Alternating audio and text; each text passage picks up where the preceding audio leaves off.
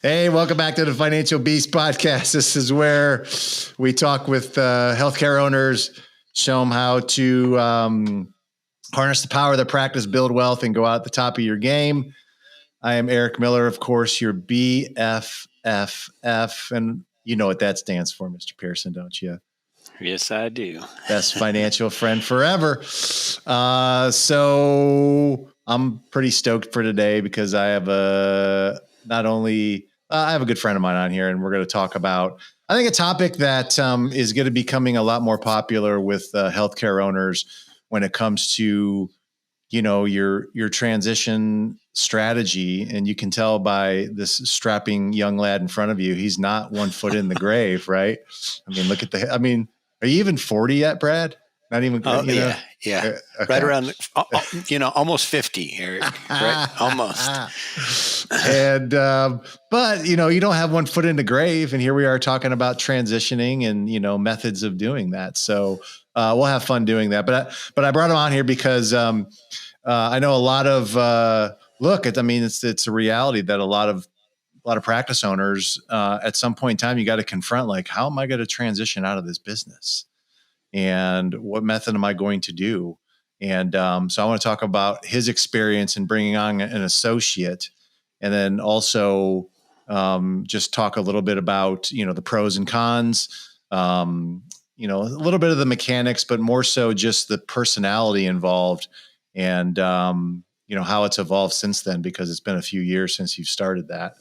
And we'll talk about all things that. So let's dig into it. Brad, go ahead. If you want to just tell them like where your practice is. I think, everyone, if they don't already know, I know you're an orthodontist. Your practice is in, go ahead and tell them. Yeah, you bet. Brad Pierson, practices in San Antonio, Texas. Live here real close to San Antonio in a city called Helotes, Texas.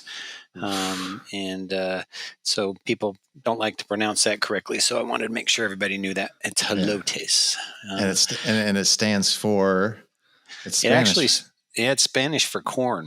So I don't know. That's right.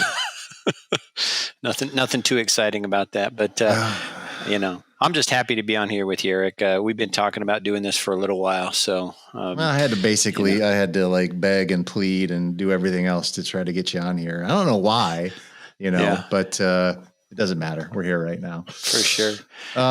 We started working together a long time ago, and the transformation that you've made from, basically loads of debt and, negative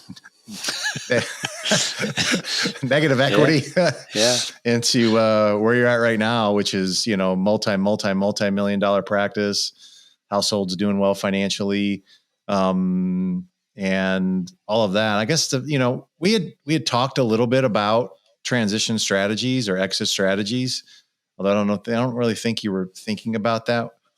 What prompted you to look at the associate route or finding an associate to buy in to the practice? Yeah. Well, I'm going to back up just a little bit, because I think that you said that we didn't talk about it, but I think that's something that younger doctors don't have any vision on, right? I mean, we get going into practice, we think, hey, I've got to make my name, I've got to get everything going, and we forget that we got to have an exit strategy. Right. And that's one of the things that I've loved working with Econologics, is that from the beginning, when we started talking with you guys, is, when we take the test and we do the things, that became one of the discussions we had, was what's your plan at the end? Right. And I think that helped us to shape a vision of where we were headed, because I don't think we would have thought about it. Right. We would have done like most doctors out there and just gone my 25, 30 years as a dentist, and then gone, I guess I'll sell this and that'll be my nest egg for retirement. But if you do all of the things that you guys have talked about, putting things in place, that exit strategy has to come real early on. Yeah. And so for me, that was kind of one of the things that prompted some of the direction that we went, was that you and I having discussions about, what is it that we're going through to get us so that we're growing a thriving practice, but putting all of those systems in place to be able to say, if I was to walk out of here today, would the practice continue to function as it should? And I think that switched my mindset as far as trying to say, hey, I need to make sure I have all of those systems in place so that when it's time to sell, we're going to be able to sell for above what probably just the normal going rate for a practice would be. And so we started thinking about transition early. And then, from there, I think it just evolved into seeking opportunities, and had a practice that I was able to purchase outside of our original startup that we did. And I really didn't want to try and run two practices as a single doctor.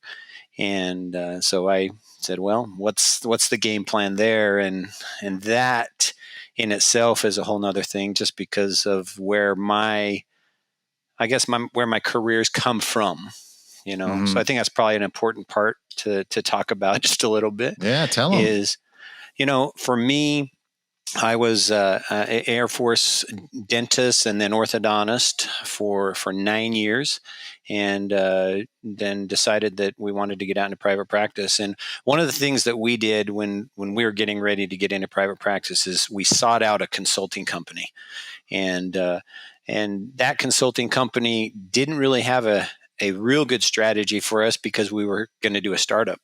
And that startup, usually this particular consulting company, they worked with practices that were already in practice for several years. So they had data to look at, they had information to look at. For us, we were like, well, we want all your information, but we don't have anything to give you.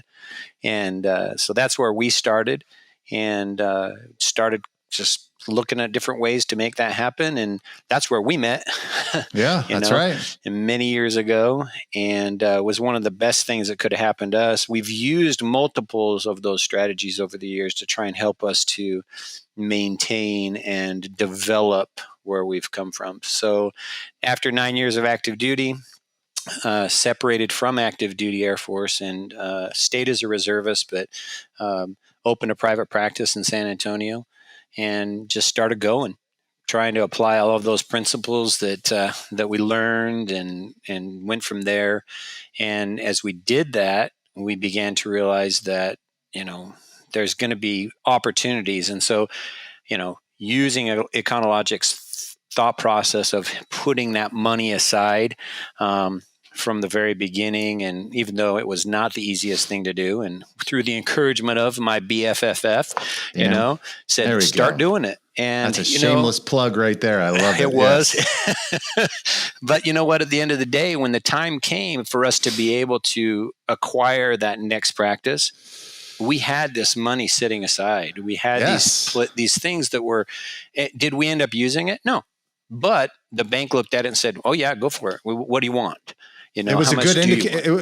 It was a good indicator to the bank that you did have that money set aside, right? Sure. It reduces the risk to them knowing that you have this capital right here. Yep. And, I think all these things that we talked about had nothing to do with your practitioner role, because I don't know anything about being an orthodontist. I don't know anything about that, right? Yeah. But I do know how to make sure that we start thinking about like the owner investor role that you have. And that includes expansion, that includes transition, and all that. Yeah, for sure. And you're exactly right. I mean, that was some of the principles that we've carried throughout, is just, knowing those roles. And, fortunately for us, I have an amazing wife that's been involved in the practice from the very beginning. She's our CFO at home. She's our CFO at the practice.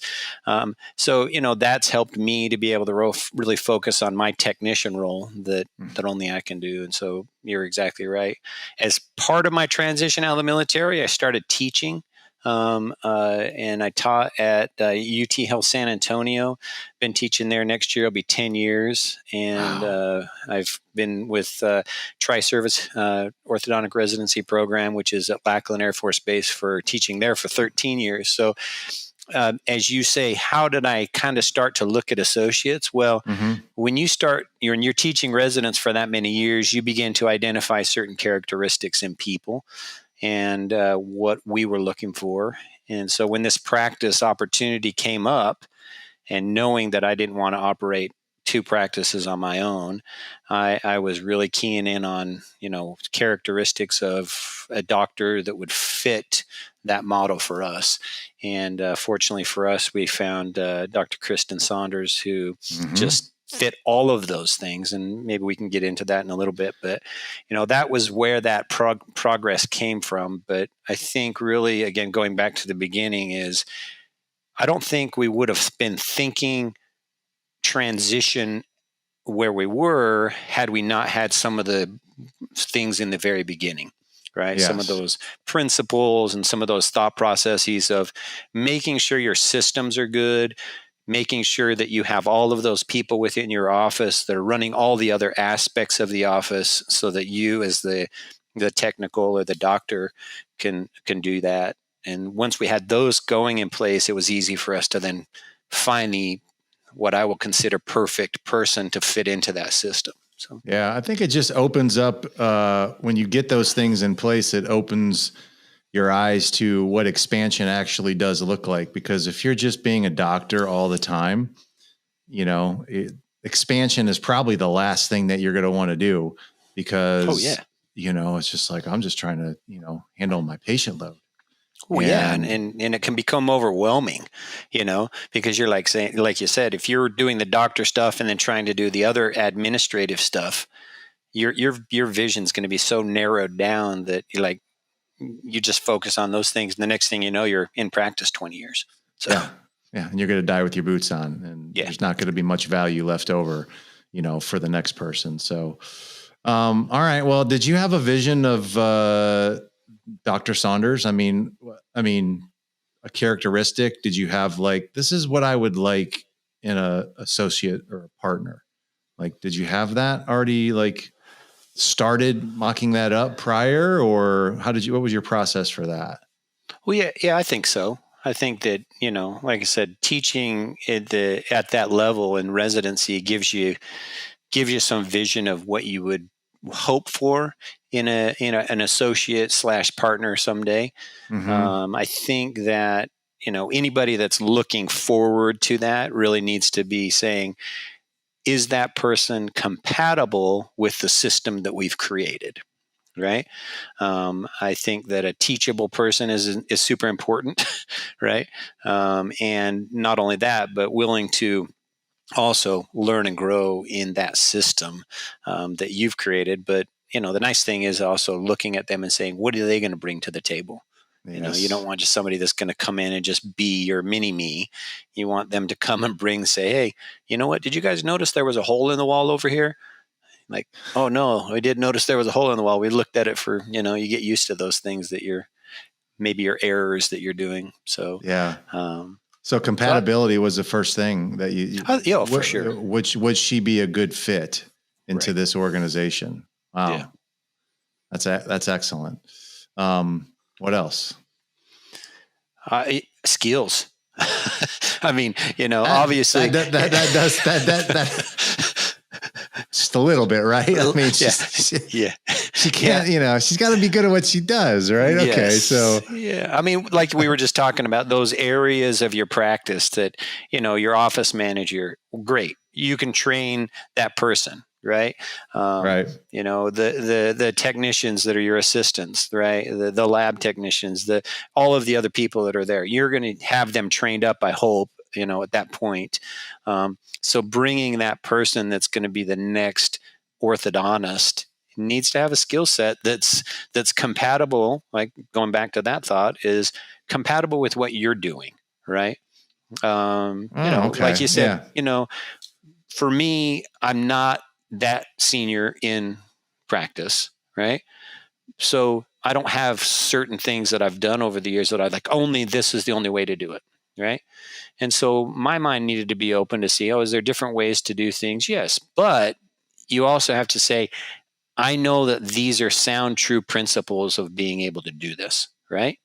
And if they don't have the technical skill of being able to do those sound, true principles, it's going to be hard for her or him to get on board with your system if they can't do it. And unfortunately, we all have sort of skill levels that Yeah, are within the industry. And, if your level of expertise is, here, and the standard of care is here, it doesn't mean you want to drop, but I'm just saying they need to be up to where your standard of care is going to be. for sure. That's an excellent point. I think the worst thing to do with bringing on even an associate is to think that they're going to practice the exact same way that you're going to practice, because everyone, like you said, is going to have. I mean, it's an art, isn't it? It is an art form. I think it becomes an art form at some point in time, right? Yeah. And to your point, you have to let them express that. But there are some things that you set a standard that, look, you can do these other things, but you got to at least do this, right? Yep. And there's a Brad Pierson standard that you would expect. Sure. Yeah. Let's just put it. You're right. Yeah. Perfect. I like that. And the other thing is that you also want that person, and I mentioned it a second ago, was help you too, right? Because in that younger generation, their minds are a little different than maybe where we're at, and they bring something to the table. So as the senior partner, don't be so stuck in your way that you're like, well, that's the only way that it can ever be done. Right. And so for me, that's another attribute of a person that you're bringing on, is to say, are they willing to contribute to the growth and to the, betterment of the practice? Did you let her know early on that your viewpoint was that she could be free to have ideas and express them and those kinds of things? Yeah. And still do, because I'll see something, because we don't work at the same office all the time, I'll see a patient of hers, or she'll see a patient of mine, and I'll see, man, and I'll ask one of the assistants, does she always do it that way? And they're like, oh yeah. And I'm like, man, I need to start doing it. That way is a little better and easier. And it's getting us that same high quality of standard. It's just, I've been stuck in my way of always doing it, Did you know, how long did it take you to know that she had great skills? Was that just something you observed when you were teaching her, or what? Was that something that, okay. So that was prior. That's the one of the things that just, as a faculty member, you have the opportunity to see that, not every resident's created equal. I gotcha. And some of them start out and they grow into a great resident, right? And some of them start out as a great resident. Some of them still struggle all the way through the process, but they're great orthodontists when we get done, hopefully. But for her in particular, you could see it. Just she was ahead of the game all the way from the beginning. And, I don't think when I was at the point when she graduated that I was at a point where I was ready to make that transition and bring an associate on, but she was on my list of people. If, I was going to do it, she was going to be one that I would be asking to come work. All right, great. So now we're going to get into, all right. I mean, you had to have a conversation with her about this. And, she's not very old. So, and, family, all these other things. And then all of a sudden, ownership. Whoa. Risk, late nights, dealing with like staff. I don't know if this is for me. Yeah. Was that ever part of the conversation when you first, how'd that first conversation go when you talked to her about this? All of those things you just kind of mentioned were kind of being ready to be on the table. I think the first conversation I had with her was, do you want to make a transition? Because she graduated and went to work for someone else. And so I reached out to her and just said, hey, I'm in a place where I can bring someone on. But the funny thing about that conversation was I was not also in a place where I could pay her as much as she was making somewhere else. Right. And so part of that conversation had to be, this is what we can do for this year. And as you come on and add to, then this is where we can be. And so we did a couple of things where we said, we'll guarantee a salary because we knew we could look at that. We could say, this is what we know we can do. Right. And if we're successful, then we'll bonus you after the first year. Right. And then we said, and, like I said, I don't think it was a significant pay cut, but it was definitely something that she had to consider. and say, well, I know. And that's where I guess she also knew us well enough that she was willing to kind of step to that point. But I think all of those things. So our goal in the beginning was a 2-year associateship. Mm-hmm. And then we didn't really put in paper that there was going to be any buy-in. We just talked and said, at that 2-year, when we get close to that 2-year, let's look at see what we are. And if Yeah. we've done really well in that 2 years and we feel there's compatibility, then partnership is on the table.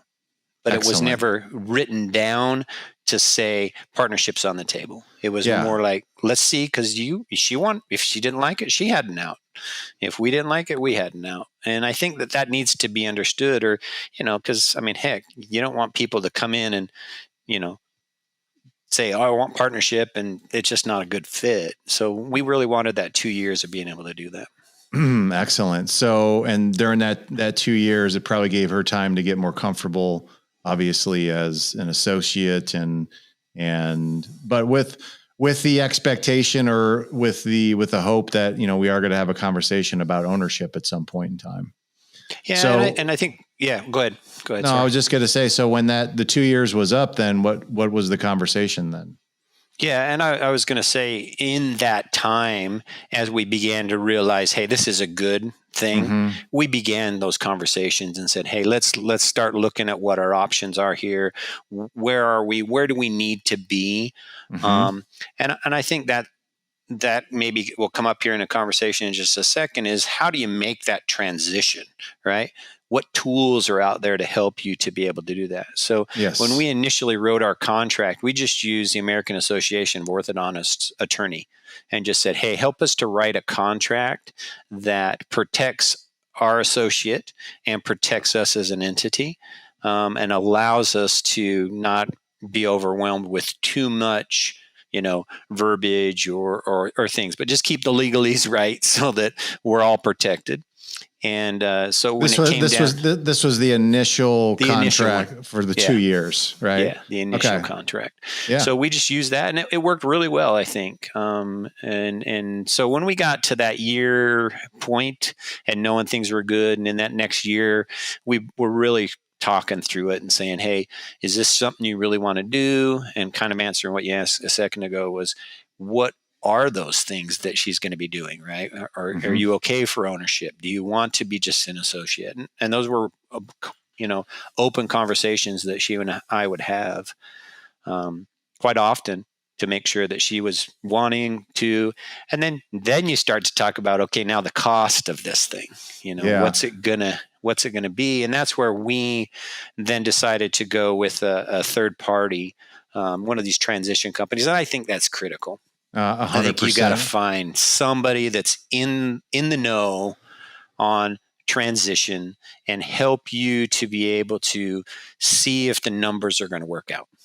Right. And I want to get to that point, but right before that, though, I'm just kind of curious, were there any, what were her questions about ownership like? What did she ask? Do you remember any of the considerations or things that she was like, well, like that she was worried about, or had reservations about, or like, do you remember any of those conversations? Yeah, sure. I don't think that there was too many. I think we were open book enough that she could see the things that we were doing on a regular basis. We shared an office, so, we would talk about things quite often when we weren't seeing patients. And I think the things that she was probably more worried about, worried is probably not the right. It was more just kind of curious on how things would work. Is, what roles is she going to take once she becomes a part owner, right? Like, because I was doing so many things, then what was she going to take off of that? But it goes back to what we were talking about before. If you have all that system in place, really, she doesn't have to worry too much about any of those, because really we would sit down and say, well, really just be the orthodontist. You just be the orthodontist, and all the other things are already taken care of because we have good staff in place. And so I think that made it so there wasn't some of those worries. Does that make sense?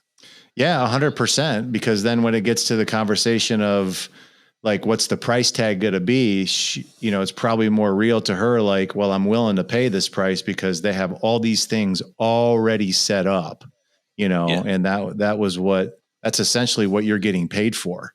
All the systems set in play, Exactly. So I think that's a big part of that. Let me say this too. I think the other thing that helped a whole lot is that we had 2 locations, right? And so really we said, that's going to be your location. Yes. And we would work both of them kind of at the same time, but we would say, hey, you have some autonomy to run that how you want to run it, right? Within our, our system, I guess is the best way you said it. But, yeah. So she had some ability to start doing some of those things as an associate. And so she was already beginning to feel like, okay, I can do this. I know I've got the confidence. We gave her the ability. We empowered her to be able to do that, and then have those systems in the back end coming in and supporting her as the orthodontist. So I think it was a pretty simple transition, to be honest with you, because of systems that were set up already. Is there anything that she surprised you with in terms of business acumen, or understanding her owner role a little bit more, or anything that she does now that you're like, oh wow, that's good?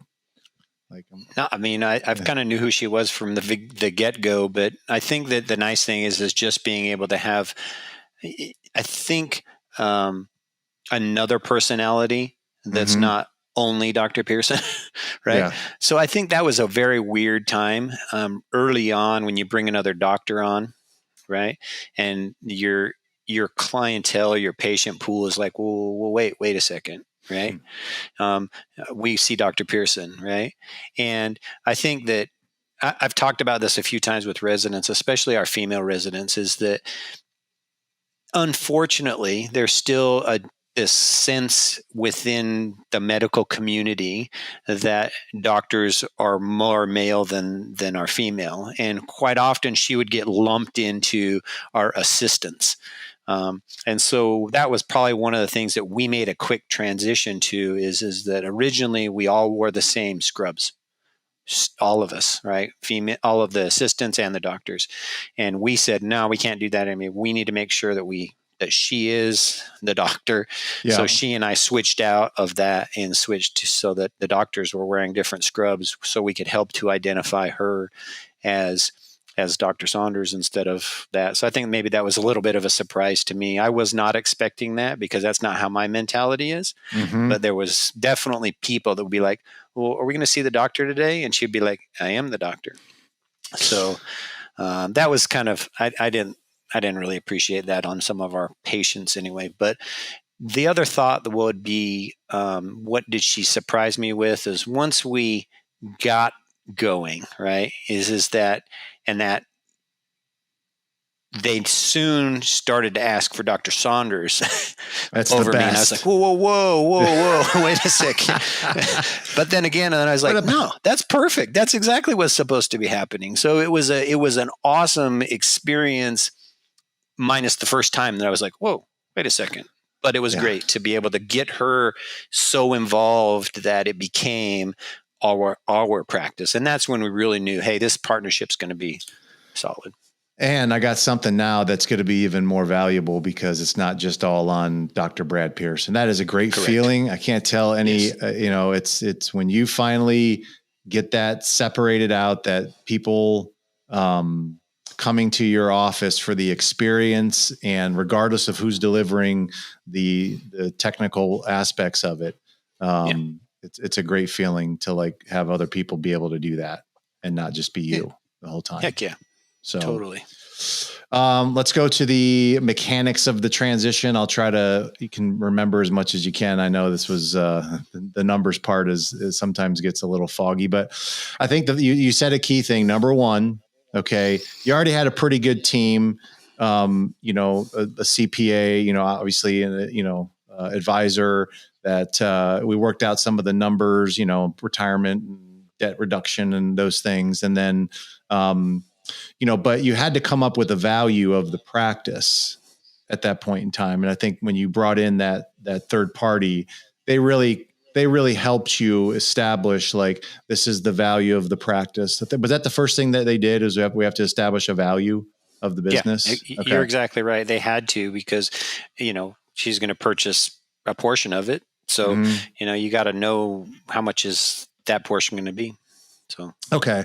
So then the next question then would be, okay, we've established a value. How much should she buy in? And I was surprised at this, and I was like, wait a minute, how much? But it probably makes sense to me now, and the way that it's worked out has been great. But they recommended doing a 50% buy-in right away, right? yeah. Can you talk a Yeah. little bit about that and what their mindset was? And when I'm saying they, I'm talking about the group that you utilize to do the integration. Sure. Yeah. And I'll go back and emphasize this. I think it's super important that group, right, that you're going to work with, whoever it is, and there's plenty in the industry that can be used, but that they have an understanding of what orthodontics is, right? I mean, because orthodontics is a little bit different than your typical dental practice. So it was important for them to be able to know what we were going for. And it was a little surprising to me, because I initially thought, well, if a person's going to come on, they probably should buy a little smaller portion, of it, and then they could grow into becoming, half owner of the practice. And as I talked with them about that, it became real to me real quick that from my perspective sounds nice if they own 25 and I own 75, right? But from the person that's buying in, that doesn't sound very good, right? It's like, well, what am I buying? I'm buying a quarter of the practice that I work in all the time. And so as we started to talk through that, for me, it became like, well, if I really want this person to be my partner, right, then why wouldn't I sell them half of the practice? And that's kind of where my brain went to. And I was like, okay, I can understand that. And as we talked about it, Dr. Saunders and I talked about it, that made the most sense for us, right? Is that 50% of the practice would be owned by her, 50% of the practice would be owned by me. Now, it's important to understand the backside of that, because there's a little bit difference when you talk about profit share, right? Right. And so we each owned 50%, but there was still some payout that could be made over a period of time. And so the profit share was then graduated over a certain number of years. So you were able to structure this. So the ownership of the company, right, was one thing, but the sharing of the profits was something that you could control and kind of massage or construct. So it was beneficial, obviously, for you and Jill, and make it so that it's fair. Yeah, exactly. Yeah. And I think that mentality, you have to probably sit down with more people and talk through it a little bit more in detail. But I've talked with other people that have talked about transition with me, and I explain that to them, and they're like, I don't quite understand it, but there's basically two pots of money. And you have 50-50 in the ownership, and then above that, right? So everybody, you get equal. And then above that, you get a profit share. And that can be graduated to wherever. We talked originally about 5-year, graduating that out to be 50-50. And as she and I discussed that, we negotiated it back to 4 years, so that it made it a little bit less time of us, sharing that profit a little bit differently. And you have to look at it from the standpoint of, what did you initially invest as the senior partner, right? What did you put into this? And that owning 50-50 is really owning assets, right? Right. Within the practice. The other part is you're still producing. Right. But the intellectual property that you as the senior partner had invested and done, still your name is bringing still a lot of that patient load to there. Now, as she grows within that, now Dr. Saunders' name is bringing to to that. So as we did that, we did 50-50. We named the practice. So from day one, it changed from Pierson Orthodontics to Pierson and Saunders Orthodontics. And that's where I think that 50-50 really was nice, because now we put her name up on the sign. Now we put her name on all the scrubs. Now we do all those things. And now you're like, oh, okay. Do you see how you're now generating these things, but yet it's going to take a moment to have that momentum be where it needs to be. So that's brilliant. Yeah, that was brilliant. Okay. The number for the sale, obviously won't get into the details of that. I can't quite remember though. Cause look, when I have an associate that's faced with a 7-figure number put in front of them for, this is how much this thing is worth, and here is what your share will be. And it's like, I don't have that much money. How did you guys structure that? Well, in the days of lower interest rates, yes, we had one discussion. Originally, we had planned it to do some owner financing. Right? Yeah. So we would say, hey, you need to come up with this amount of money, right? Mm-hmm. And then we'll finance the rest over this many years. Do you remember what percentage that was that she had to put that you requested? I wish I did. I can't remember. I wish I did too. I can't remember the number because we switched out of that really quick because of something I'll say in here in a second. But we basically, and per your advice, one of the things that I really hadn't considered was, because you're owning that debt, mm-hmm. you're going to have to make sure you have some sort of safety net, I guess, if you will. So your interest is going to be a little bit higher than maybe a financial institution, because it's a risk that you're taking in saying, I'm going to own or finance this. And so we looked at it and said, let's do this. And, I wish I knew the number exactly, but for sake of it, say it was a quarter of the total value that they needed to come up with to be able to inject into that purchasing of it. And then over the next 6 years or whatever we decided, then they could pay off the rest of that.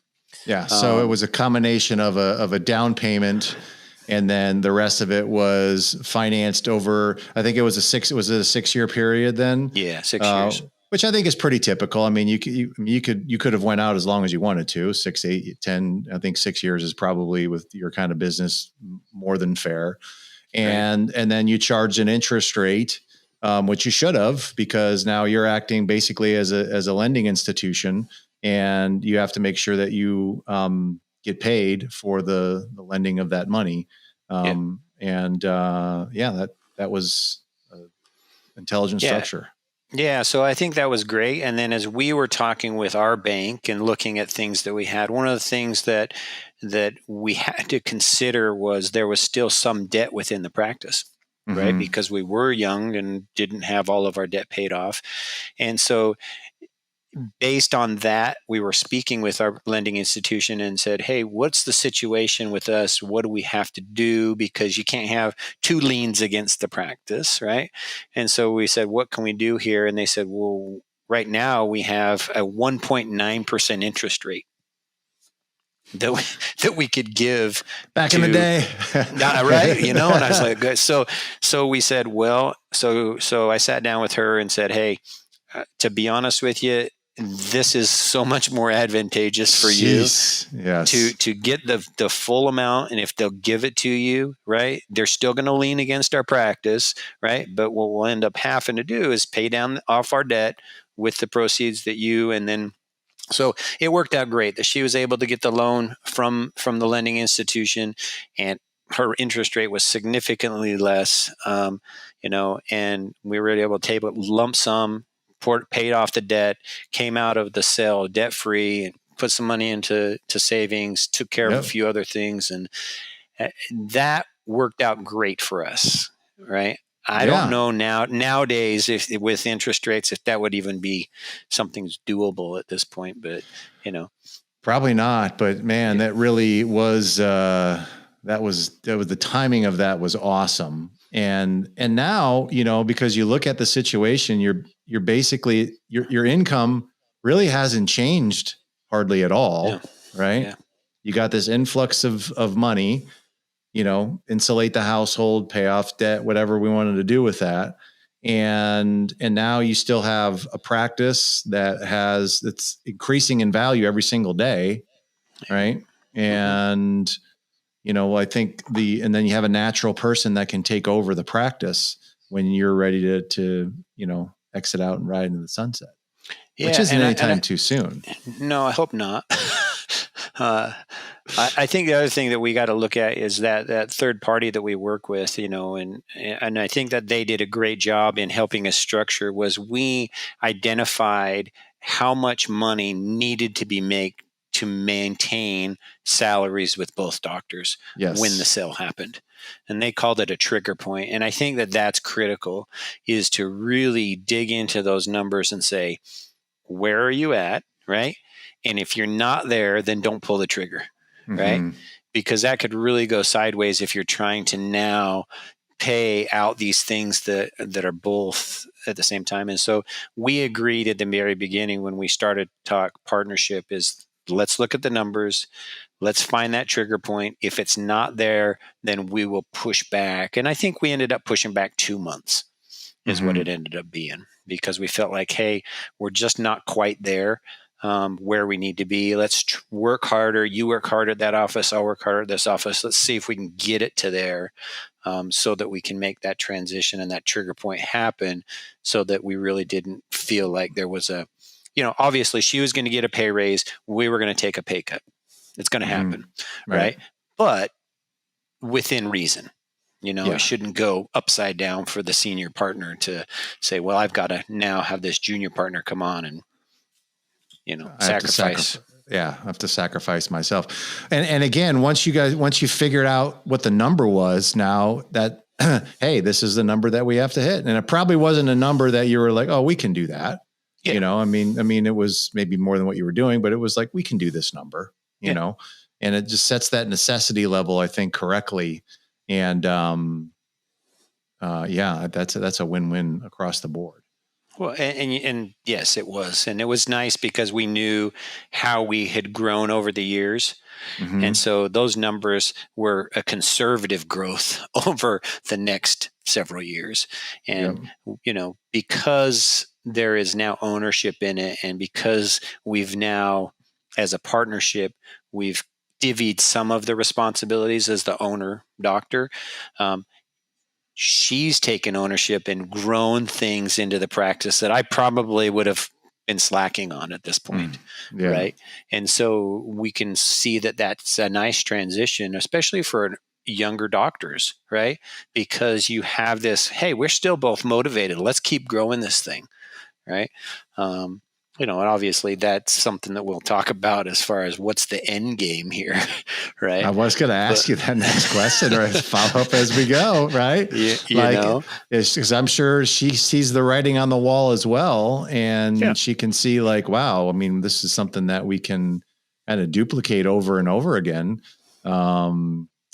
Is that conversation been brought up, or like, what are you guys thinking right now you can do together, Mr. Pierson? Well, yeah, for sure. I think that, yes, I mean, that conversation is coming up, is that we've done this, and go back to what I did. I started a practice, right? Bought another practice, brought an associate on, established a system that can now be put in another place, right?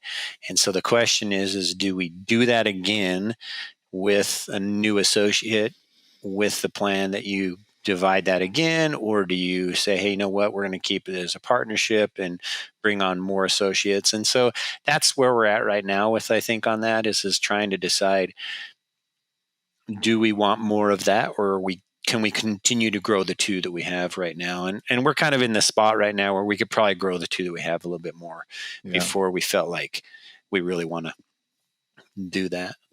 So I think that's smart. I think that's a lesson for a lot of healthcare owners, is to make sure that you really are, before you start looking at expansion too much, just make sure that you're pretty close to capacity at where you're at right now. And that's a good indicator, as you're going forward. Excellent. Anything that happened that you would do differently?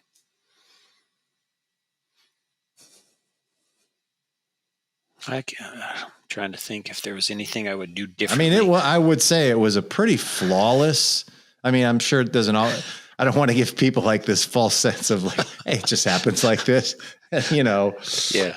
And rainbows and roses fall out of the sky, and you know, certainly I'm sure there were a couple of things that were like that you had to handle. I mean, you can get into the details if you want to on that or not, but yeah.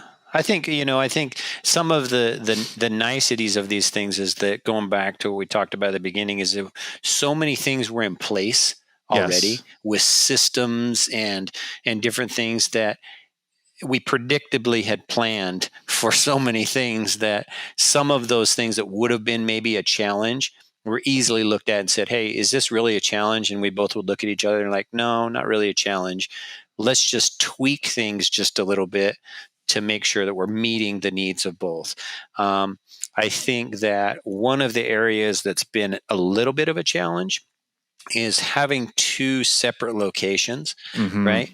And almost two separate staffs. They begin to compete against each other a little bit.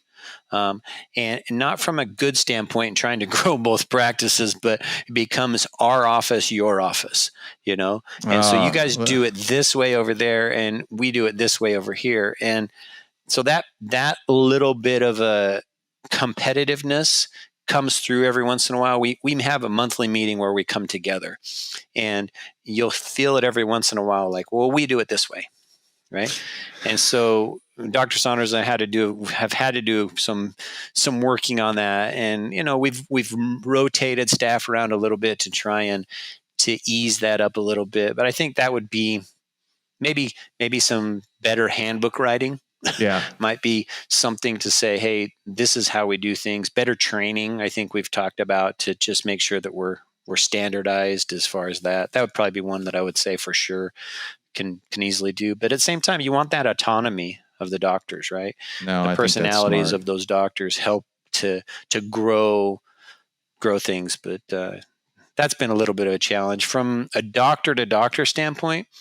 You know, it's nice with she and I, is